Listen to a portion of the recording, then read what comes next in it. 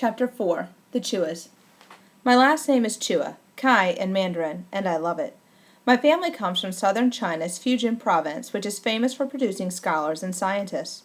One of my direct ancestors on my father's side, Chua Wu Ning, was the royal astronomer to Emperor Shenzong of the Ming Dynasty, as well as a philosopher and poet.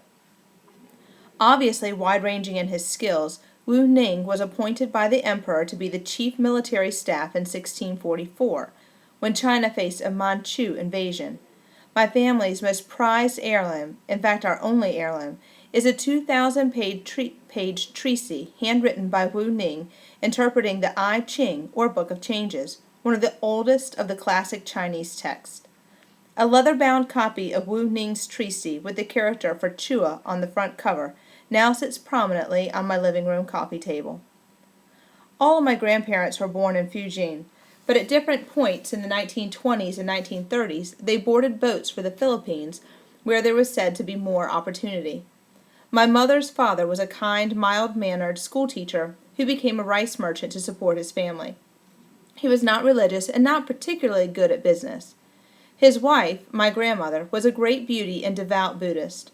Despite anti-materialistic teachings of the Bodhisattva Guanyin, she always wished her husband were more successful. My father's father, a good-natured fish paste merchant, was also not religious and not particularly good at business. His wife, my Dragon Lady grandmother, made a fortune after World War II by going into plastics and then investing her profits in gold bars and diamonds. After she became wealthy, securing an account to produce containers for Johnson & Johnson was key. She moved into a grand hacienda in one of Manila's most prestigious neighborhoods. She and my uncles started buying up Tiffany's glass, Mary Cassatt's barracks, and condos in Honolulu. They also converted to Protestantism and began using forks and spoons instead of chopsticks, to be more like Americans. Born in China in 1936, my mother arrived in the Philippines with her family when she was 2. During the Japanese occupation of the Philippines, she lost her infant brother, and I'll never forget her description of Japanese soldiers holding her uncle's jaws open, forcing water down his throat, and laughing about how he was going to burst like an overfilled balloon. When General Douglas MacArthur liberated the Philippines in 1945, my mother remembers running after American jeeps, cheering wildly as U.S. troops tossed out free cans of Spam. After the war, my mother attended a Dominican high school where she converted to Catholicism. She eventually graduated from the University of Santo Tomas, first in her class, summa cum laude, with a degree in chemical engineering. My father was the one who wanted to immigrate to America. Brilliant at math, in love with astronomy and philosophy, he hated the grubbing, backstabbing world of his family's plastic business and defied every plan they had for him. Even as a boy, he was desperate to get to America, so it was a dream come true when the Massachusetts Institute of Technology accepted his application. He proposed to my mother in 1960, and later the same year my parents arrived in Boston, knowing not a soul in the country. With only their student scholarships to live on, they couldn't afford heat their first 2 winters and wore blankets around to keep them warm. My father got his Ph.D. in less than 2 years and became an assistant professor at Purdue University in West Lafayette, Indiana. Growing up in the Midwest, my 3 younger sisters and I always knew that we were different from everyone else. Mortifyingly, we brought Chinese food in thermoses to school. How I wish I could have a bologna sandwich like everyone else. Where we were required to speak Chinese at home, the punishment was 1 whack of the chopsticks for every English word accidentally uttered. We drilled math and piano every afternoon, and we were never allowed to sleep over at our friends' houses.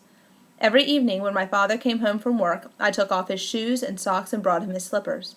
Our report cards had to be perfect. While our friends were rewarded for B's, for us getting an A- was unthinkable.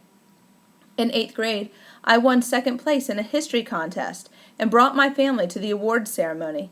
Somebody else had won the Kiwanis Prize for Best All-Around Student. Afterward, my father said to me, "Never, never disgrace me like that again." When my friends hear these stories, they often imagine I had a horrible childhood. But that's not true at all. I found strength and confidence in my peculiar family. We started off as outsiders together, and we discovered America together, becoming Americans in the process. I remember my father working until 3 in the morning every night, so driven he wouldn't even notice us entering the room.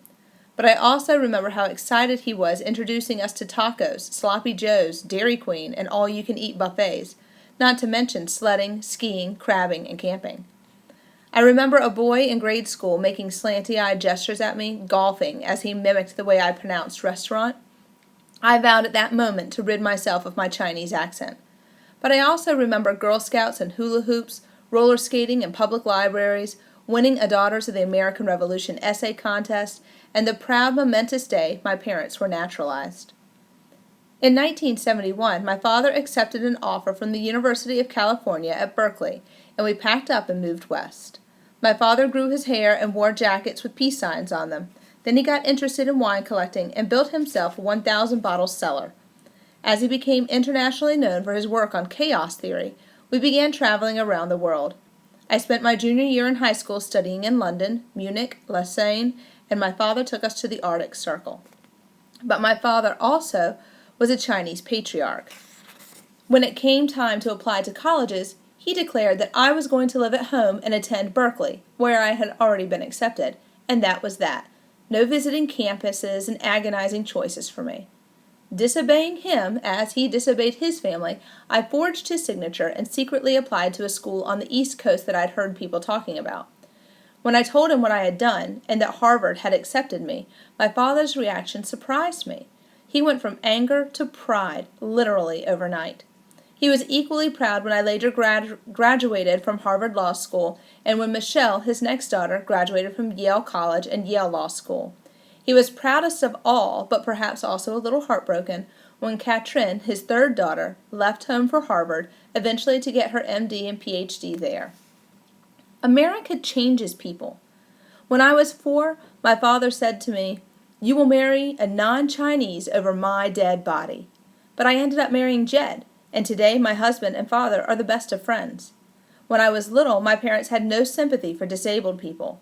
In much of Asia, disabilities are seen as shameful, so when my youngest sister, Cynthia, was born with Down syndrome, my mother initially cried all the time, and some of my relatives encouraged us to send Cindy away to an institution in the Philippines. But my mother was put in touch with special education teachers and other parents of children with disabilities, and soon she was spending hours patiently doing puzzles with Cindy and teaching her to draw. When Cindy started grade school, my mother taught her to read and drilled multiplication tables with her. Today, Cindy holds 2 international Special Olympic gold medals in swimming. A tiny part of me regrets that I didn't marry another Chinese person, and worries that I am letting down 4,000 years of civilization. But most of me feels this tremendous gratitude for the freedom and creative opportunity that America has given me. My daughters don't feel like outsiders in America. I sometimes still do, but for me, that is less a burden than a privilege.